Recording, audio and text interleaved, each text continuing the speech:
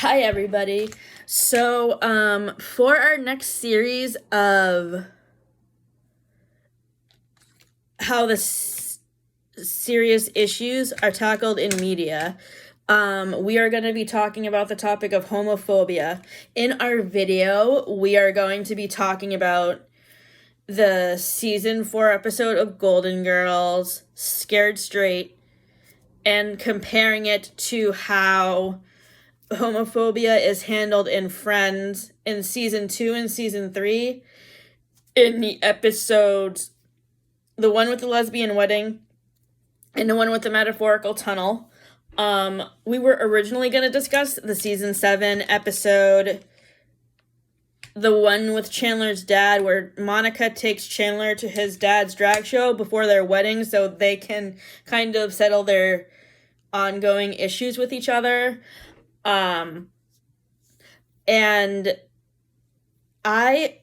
So the reason why we're not going to talk about this episode in the video that we're making is because we haven't watched it yet. So we really can't make a comment on an episode that we haven't watched. That's why I decided to change what episodes we were discussing to the ones from season 2 and season 3. But from having seen this episode when the show first aired, I just wanted to say that, I understood Chandler's resentment towards his dad for breaking apart his family because his dad cheated on his mom with the pool boy when he was very young, and he resented his father for breaking up his family. But the fact that he harbored that resentment for so many years and held a grudge against him, I didn't really like how homophobic Chandler was. And the fact that it's really not discussed very much in any other episodes really bothered me. I feel like after Chandler and Monica got married, there should have been another plot in Friends that focused on Chandler patching up his relationship with his dad and showing how they got along, and how, it would impact the kids that they adopt. So, since this issue was never brought up again after season 7, episode 22, I decided to write a fanfiction chapter set in the present day that focuses on Rachel and Ross's daughter, Emma, and it ties the homophobia of Ross and Chandler together because, I'm going to read on. After breakfast, Chandler gently rubbed Emma's shoulder. "I'm worried about you. Can we go up to my room to talk?" Emma nodded. "Sure, Uncle Chandler." When they got to the bedroom, Emma immediately threw herself down onto the bed and buried her face into the pillow. "Uncle Chandler's right here, Princess. Please tell me what's wrong," Chandler whispered, rubbing her back consolingly. "Daddy isn't coming today, right?" Chandler was confused by this opening statement. "No, he isn't. What's going on, Emma?"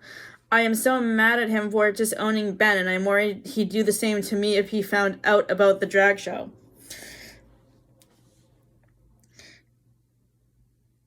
Wheels started to turn in Chandler's head. "Did you not tell us about the drag show because you thought that I wouldn't approve?"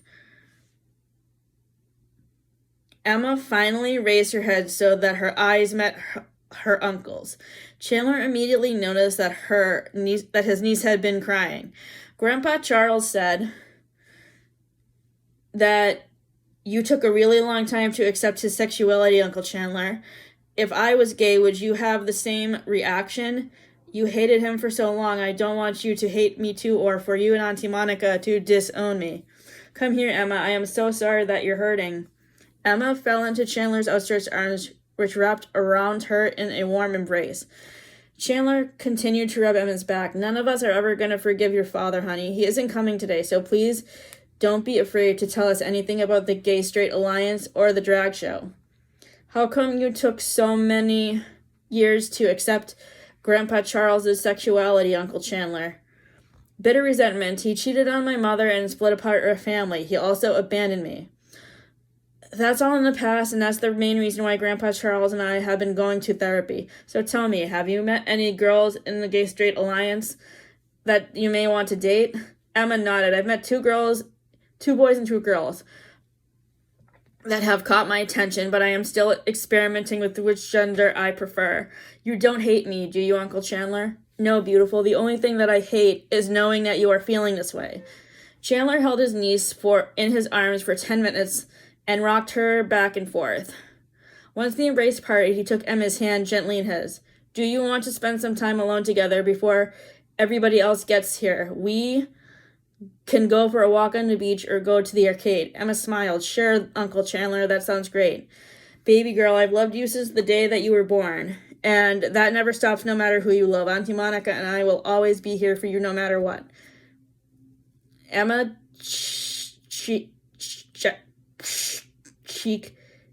Emma kissed Chandler's cheek gently. I love you too, Uncle Chandler. So for context, what happens... So this story is set in Father's Day 2020. And in this story, Rachel is married to Gunther, and they all go to the beach in Montauk for Father's Day weekend. And the crux of the drama in this story is that during COVID-19, Emma joins the Gay-Straight Alliance over Zoom, and she is afraid to tell her family members about being involved in the Gay-Straight Alliance because of A, Chandler being homophobic towards his dad, and B, Ross being homophobic towards Ben for playing with a Barbie doll. And then in an earlier fan fiction I wrote, he comes out as gay. Ben comes out as gay and Ross disowns him. So that's why Emma is nervous to tell Ross about her sexuality. So Chandler's dad, Charles, helps Emma with her drag show performance. And actually, I wanted to also read the conversation that Charles has with Rachel, because I think that's important to share too. During dinner preparation, Rachel brought the burger toppings out to Charles, who was the grill master, and once she put the plate down, she put her arm around him. I wanted to thank you for encouraging Emma to do the drag show, Charles. I really appreciate your help. Charles Bing kissed Rachel's forehead gently. It's not a problem. I told Emma that she should never be afraid to embrace her sexuality, no matter what it may be. She doesn't seem to know whether or not she is gay. Did you help her select the song to sing for her performance? Charles nodded. I don't remember if Chandler ever told you that he and Monica went to my drag show before the wedding. One of the songs I used to sing was I Feel Pretty, but ultimately she chose to go with a remix of Born This Way by Lady Gaga and I Am What I Am from La Cage aux Folles. Rachel grinned. Perhaps you can give my ex-husband a lesson in how to embrace other people's differences. He's had this problem for years. It is so frustrating for all of us, Charles.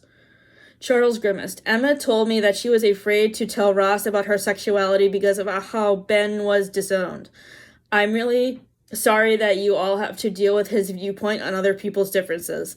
Have you gone to family therapy like Chandler and I have been doing?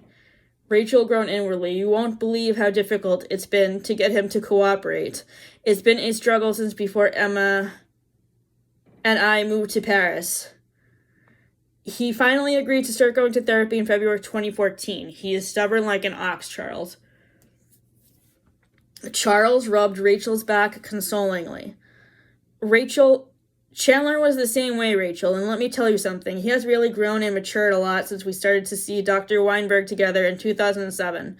Our relationship has grown stronger because of it. Have you and Emma considered going to counseling with Ross? Rachel sighed. I don't know, Charles. Sometimes I really feel Ross is really set in his ways and unwilling to change his viewpoint. That's why my marriage to him did not last in the first place.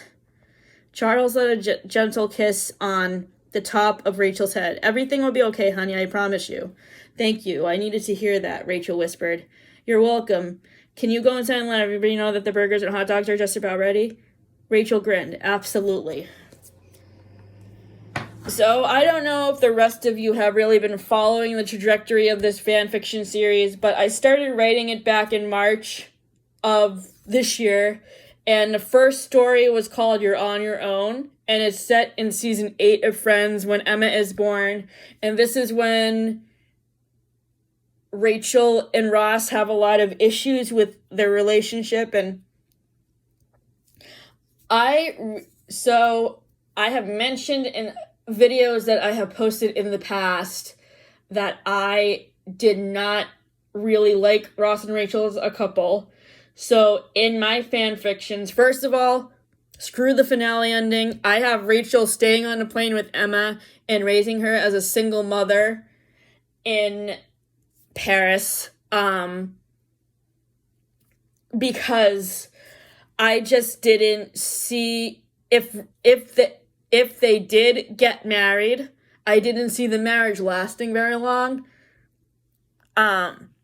So basically, in my trajectory of fan fictions, Rachel and Emma are in London by themselves. Rachel raises Emma as a single mother.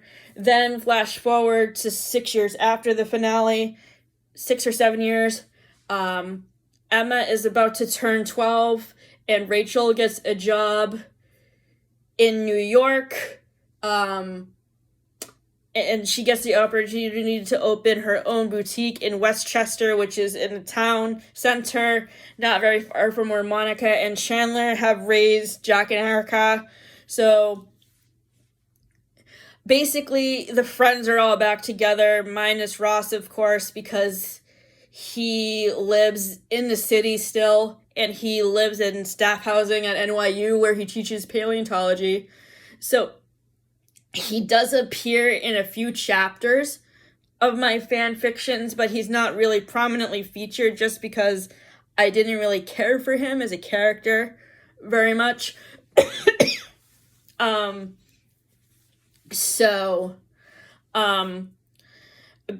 Basically, Carol and Susan and Ben are also in this series of fan fictions because, as I mentioned before, Ben comes out as gay, and he married in my last fan fiction that I wrote earlier this summer called The One with Ben's Wedding. Ben and his boyfriend have a commitment ceremony. Spoiler alert, I don't remember. I think I shared that chapter already. But yeah, so basically, the story I'm working on now is called The One After LA, and it's kind of an intermediary story between You're on Your Own and the Westchester Files. And this is an alternative relationship story that I am working on with Rachel and Joey being a couple, because I'm probably the only person in the history of all Friends fans who actually likes the pairing of Joey and Rachel. I thought they were really sweet together. So in this alternative relationship story, The One After LA, Rachel and Joey are a couple, which kind of turns the other story on its head with Rachel and Gunther being a couple. But I decided to write two different stories, one about Rachel and Joey being together, and one about Gunther and Rachel being together. And in the story that I'm working on right now, where Joey and Rachel are a couple, my original plot was that there's going to be a love triangle between Phoebe, Joey, and Rachel, because Phoebe and Mike get a divorce because they realize that they didn't really have too much in common, and also Phoebe had a lot of issues getting along with Mike's parents from the very beginning because they didn't accept her and her wonderful weirdness. So I have them divorcing, and David the scientist guy, who was played by Hank Azaria in a couple of episodes in season 1 and season 2, he comes back and proposes to Phoebe, and Phoebe and David and Joey and Rachel get married, and then Rachel goes back to Paris with Joey and Emma, and Rachel finds Joey this great job teaching intro to acting to Italian students in English and a second language course, kind of similar to the class that he teaches in one episode of Friends. I forget which episode it's in, but it's the episode where he's teaching intro to acting, and one of his students actually ends up landing the role that he wants to get. So yeah, please let me know what you think of how I handle this topic in my fan fiction of homophobia. And stay tuned for